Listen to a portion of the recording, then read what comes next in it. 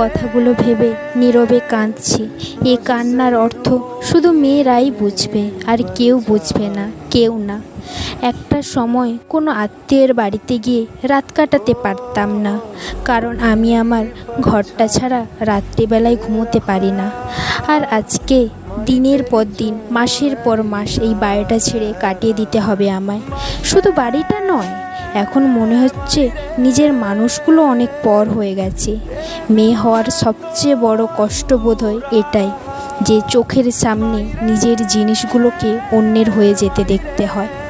ছোটবেলা থেকেই একটা কথার সাথে পরিচিত ছিলাম, মেয়েদের নিজের কোনো বাড়ি হয় না। তখন কথাটা বিশ্বাস করতাম না, এখন বুঝতে পারলাম সত্যি মেয়েদের নিজের বলে কিছুই হয় না, না একটা বাড়ি, না একটা মানুষ।